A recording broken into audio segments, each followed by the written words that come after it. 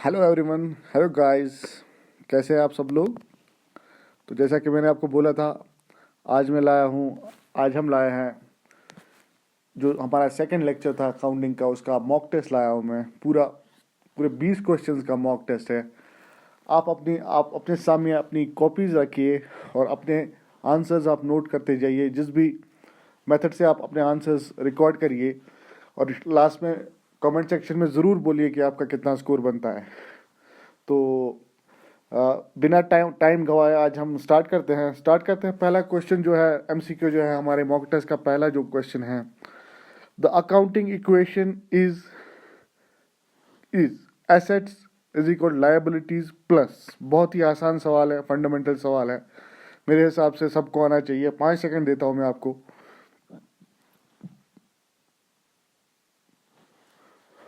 तो पहले सवाल का मैं आपको आंसर बताने जा रहा हूं। तो इसका आंसर है कैपिटल। तो यहाँ पे जो है आंसर लिखा है ए एंड डी, जो है इक्विटी भी कैपिटल ही होता है। तो ये आप वहाँ पे करेक्शन करिएगा। कैपिटल इसमें जो ट्रू आंसर आएगा कैपिटल एंड इक्विटी, और इक्विटी भी कह सकते हैं। तो यहाँ पे आप ए लिख सकते हैं फिलहाल। तो let's move on to the next question. Accounting equation is the base of, मैं आपको ऑप्शन रीड आउट करता हूँ। Option A single entry system, option B dual aspect concept, option C double entry system, option D costing measurement system.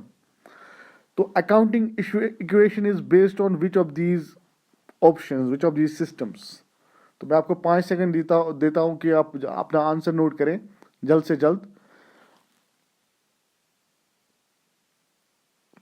तो इसका answer है double entry system. Accounting equation is the base of double entry system. जैसा कि उस lecture में मैंने आपको बोला था, double entry system of the accounting is that system of accounting जिसमें हर एक जो ट्रांजैक्शन होता है उसमें एक डेबिट होता है, क्रेडिट होता है, and the debit is always equal to credit. Every transaction affects at least 2 accounts. हर एक जो ट्रांजैक्शन होता है वो एटलीस्ट 2 अकाउंट्स को अफेक्ट करता है। उसी को बोलते हैं double entry system of accounting, और इसको माना जाता है the most scientific system of doing accounting globally. तो अब मूव करते हैं। उम्मीद है आप अपने आंसर्स नोट कर रहे होंगे अपने कॉपीज पे, क्योंकि ये आपका टेस्ट है। ये आपके लिए, मेरे लिए ये टेस्ट नहीं है, आपके लिए, आपकी भलाई के लिए, आपके अपने प्रोग्रेस के लिए है। तो who is the father of double entry system? जैसे कि मैंने कुछ दिन पिछले लेक्चर में बताया था कौन है। तो 5 सेकंड के बाद मैं आपको आंसर बोलूंगा।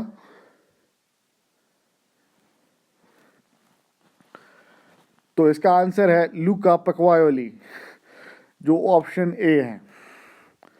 तो उम्मीद है आपको अब तक जो है तीनों सवाल आपने ठीक किए होंगे। Let's move on to the 4th question. अब जो है यहाँ से लेवल थोड़ा इंक्रीज होगी, क्योंकि ये पहला न्यूमेरिकल है। क्वेश्चन नंबर 4 में लिखा है, on January 1st 2009 an entity's balance sheet shows total assets of ₹850 and total liabilities of ₹250। वहां पे 850 है, यहाँ पे 250। ऑनर्स इक्विटी, जिसको कि हम कैपिटल भी बोलते हैं, एट 1st जनवरी वॉज। तो 1st जनवरी जो है, जब एसेट्स दिखा रहा है, बिजनेस के एसेट दिखा रहा है 850, लायबिलिटीज दिखा रहा है 250। तो ऑनर्स इक्विटी यानी कि कैपिटल कितना था उस टाइम पे, 1st जनवरी पे कैपिटल कितना था बिजनेस का? तो जल्दी से मैं आपको इसके 10 सेकंड देता हूं।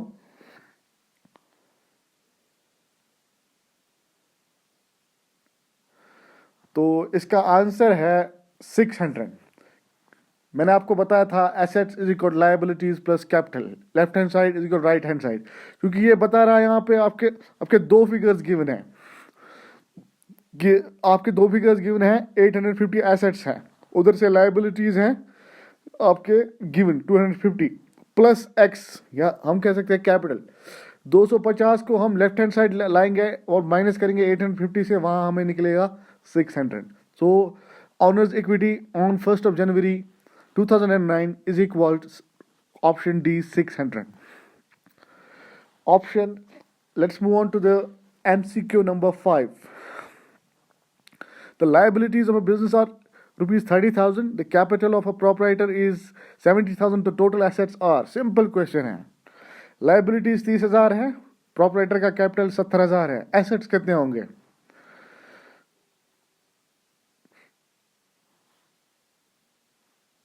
तो ऑप्शन दिए है 30,000, 70,000, 40,000, none of these. जल्दी से आप अपना आंसर नोट कीजिए. तो इसका आंसर है option D, none of these.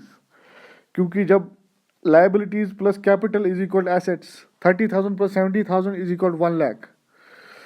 तो let's move on to the question number 6. Expenses paid by a business decrease. जो हम खर्चे हम बिजनेस के करते हैं उनसे क्या क्या कम होता है from the business point of view. Cash, option A. Option B capital. Option C both 1 and 2. Option D none of the above mentioned options. तो एक्सपेंसेस जो बिजनेस पे करता है उससे क्या कम होता है? जल्दी से आप अपना आंसर बताइए. मैं आपको आंसर बताने वाला हूं 5 सेकंड में. तो इसका आंसर है बोथ 1 and 2. एक्सपेंसेस, जब आप एक्सपेंसेस पे करते हो तो आपके बिजनेस से कैश जाता है. कैश जाता है और जो कैश जाता है वो कहाँ से आता है? वो बिजनेस में जो कैश मौजूद होता है वो कैपिटल से डिडक्ट होता है. कैपिटल वो मनी होता है जो ओनर्स ने बिजनेस में पुट इन किया होता है ताकि बिजनेस कर सके, बिजनेस स्टार्ट कर सके. तो आप अपने जो है रिस्पॉन्सेज वो आप मार्क करते जाए अपनी कॉपी पे. Question number 7. Trade payables are recorded in. Trade payables यानी कि जिनको हम बिल्स पेएबल भी बोलते हैं, जो कि मैंने आपको बताया था. Asset side of balance sheet, liability side of balance sheet, profit and loss account, none of the above. मैंने आपको ये मैंने आपको वो basic accounting, basic terms and terminology जो पढ़ाया था पहला चैप्टर, वो ये उसी में से निकलेगा आपको. मैंने आपको बताया था बिल्स पेएबल को दूसरा नाम क्या कहते हैं और वो क्या होती है. एसेट होती है, लाइबिलिटीज होती है, प्रॉफिट एंड लॉस स्टेट में आती है, क्या आती है. तो 5 सेकंड में देता हूं आपको. तो जैसे कि मैंने आपको बोला था जो ट्रेड पेएबल्स हैं जिनको कि हम बिल्स पेएबल बोलते हैं, बिल्स पेएबल भी बोलते हैं या क्रेडिटर्स भी बोलते हैं. तो ये एक शॉर्ट टर्म लाइबिलिटी होती है. तो इसका ऑप्शन है B, liability side of balance sheet. Trade payables is a short term liability. वो लाइबिलिटी जो हमें 1 साल के अंदर अंदर अता करनी, मतलब सेटल करनी होती है. हमें ये कर्जा 1 साल के अंदर अंदर चुकाना होता है. Question number 8. Marginal cost is concerned with. Marginal cost है ये किससे रिलेटेड है? Fixed cost, variable cost, semi variable cost और डी नन ऑफ दीज. तो मार्जिनल कॉस्ट आप बताइए. आपको मैं 5 सेकंड देता हूं. ये कॉन्सेप्ट रिलेटेड है यहाँ पे. तो इसमें ये जो क्वेश्चन है ये आपका आएगा. तो ये यहाँ पे एक रिलेटेड है, ये terms, accounting terms and terminologies में से आएगा. तो ये आप अटेम्प्ट कर दीजिए. आप वर्ड मीनिंग से भी हिंट एक देता हूं मैं आपको वर्ड मीनिंग में आपको आंसर मिल जाएगा. तो चलिए जी, इसका marginal cost is concerned with variable cost. Marginal means additional. जो वर्ड है मार्जिनल, इसका मतलब होता है एडिशनल. एडिशनल कॉस्ट होता है ना वेरिएबल कॉस्ट. जो दूसरा वेरिएबल कॉस्ट होता है cost per unit of output produced. तो अगर आपने कोई आउटपुट एक नया प्रोड्यूस किया, उसका क्या कॉस्ट है, उसी को मार्जिनल कॉस्ट बोलते हैं. Which of these, question number 9, which of these is not included as a separate item in the basic accounting equation. Accounting equation में, जो बेसिक अकाउंटिंग इक्वेशन में, उनमें से जो नीचे दिए गए आइटम है 4, वो कौन सा वाला जो आइटम है जो नहीं दिया है अकाउंटिंग इक्वेशन में, जो बेसिक वाली है. तो बहुत आसान क्वेश्चन है. तो इसका आंसर है सीधे ऑप्शन नंबर सी, रेवेन्यू. क्योंकि assets is equal liabilities plus stock holders equity और capital. Simple. Question number 10. A master budget consists of. तो एक मास्टर बजट में क्या क्या इंक्लूड होता है? Cell budget, production budget, material budget, all of the above. आपको मैं 10 सेकंड देता हूँ।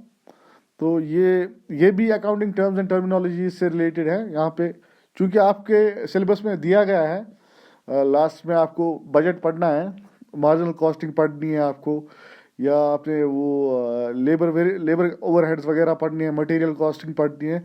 तो ये उसमें से एक क्वेश्चन है। तो आप इसको अटेम्प्ट करने की कोशिश की।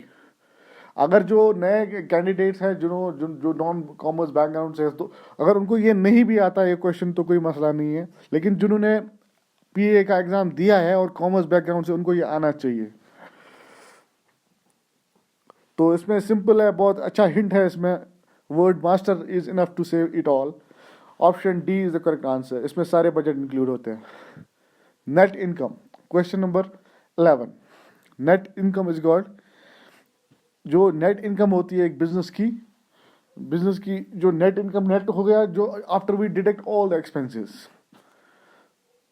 आप बताइए, क्योंकि ये रेलेवेंट इस हिसाब से हैं। जो नेट इनकम होती है बिजनेस की, लास्ट में नेट प्रॉफिट जिसे हम बोलते हैं, वो हम कैपिटल में ऐड करते हैं। अगर बिजनेस में लॉस हुआ है at the end of the period, वो हम कैपिटल में से डिडक्ट करते हैं। अगर प्रॉफिट हुआ है, प्लस हुआ है, सरप्लस हुआ है, तो वो हम ऐड करते हैं। तो नेट इनकम किसके बराबर होती है? मैं आपको 5 सेकंड देता हूँ। 1, 5।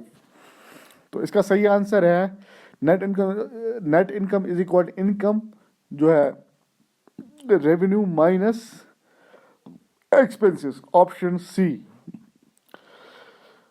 तो question number 12, let's move on to the question number 12. If assets are 8,000 and capital is 6,000, liabilities will be, इसमें कुछ हिसाब करने की भी जरूरत नहीं है।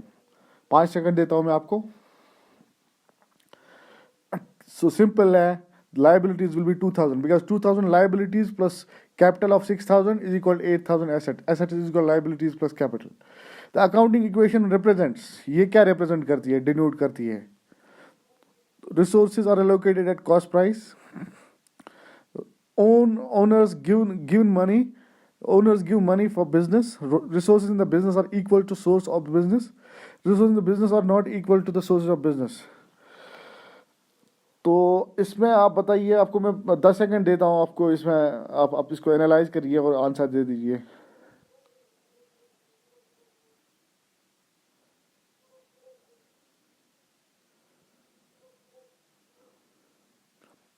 तो इसका आंसर मैं आपको बताने जा रहा हूँ।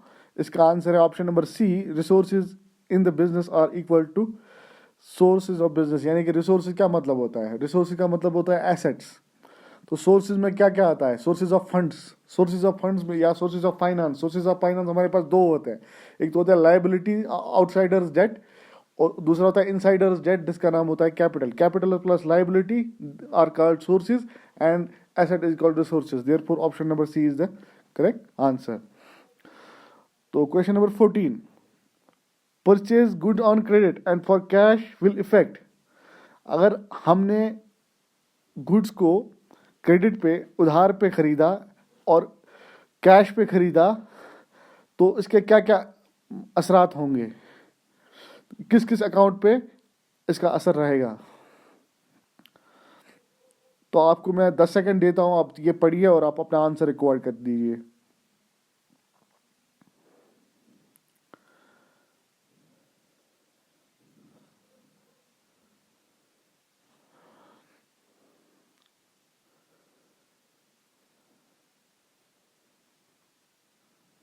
तो इसका आंसर आपको मैं बताने जा रहा हूँ। ऑप्शन नंबर बी इसका आंसर है, क्योंकि जब आप क्रेडिट पे खरीदेंगे तो आपका क्रेडिटर बढ़ जाएगा, और अगर आप कैश पे खरीदेंगे तो आपका कैश जा रहा है। और आपका दोनों, इन बोथ केसेस, आप अगर क्रेडिट पे ले रहे हैं या कैश पे ले रहे हैं, दोनों केसेस में आपके पास गुड्स आ रहे हैं। आप परचेज कर रहे हैं, आपके पास स्टॉक आ रहा है, आपके पास स्टॉक इन ट्रेड आ रहा है। तो option number B is the right answer. Accounting provides information on. तो ये क्वेश्चन बहुत सारे मॉक टेस्ट में आया है इससे पहले। ये बहुत ही इंपॉर्टेंट क्वेश्चन है। शायद मुझे लगता है ये शायद अकाउंटिंग जो है पंचायत अकाउंट्स असिस्टेंट में भी आया था ये question. Cost and income for managers, companies tax and tax liabilities for a particular year, financial conditions of an institute, all of the above. 5 second देता हूं मैं आपको आंसर करने के लिए। तो इसका सही आंसर है ऑप्शन नंबर डी। तो जो सैलरीज देते हैं, जो हम in profit and loss statement में रिकॉर्ड करते हैं, वो भी अकाउंटिंग में हम उसको मतलब कंसिडर करते हैं। कंपनी टैक्स लाइबिलिटी निकालते हैं हम, वो भी हम प्रॉफिट एंड लॉस में डिडक्ट करते हैं लास्ट में। तो फाइनेंशियल कंडीशंस, बैलेंस शीट दिखाता है फाइनेंशियल कंडीशन, एसेट कितने हैं, लाइबिलिटीज कितने हैं, डेट कितना है, डेट इक्विटी रेशो कितना है। तो इसका answer naturally option number 15, all of the above. Which of the question number 16, which of the following will cause owners equity to increase? owners equity capital, जिसका कि दूसरा नाम कैपिटल है, कैपिटल किस चीज से, जो नीचे दी गई चीजें हैं, इनमें से किससे ओनर्स इक्विटी या कैपिटल इंक्रीज हो जाएगा? एक्सपेंस नहीं, एक्सपेंस से नहीं होगा। तो आपको 5 सेकंड देता हूं मैं, आप आंसर कर दीजिए।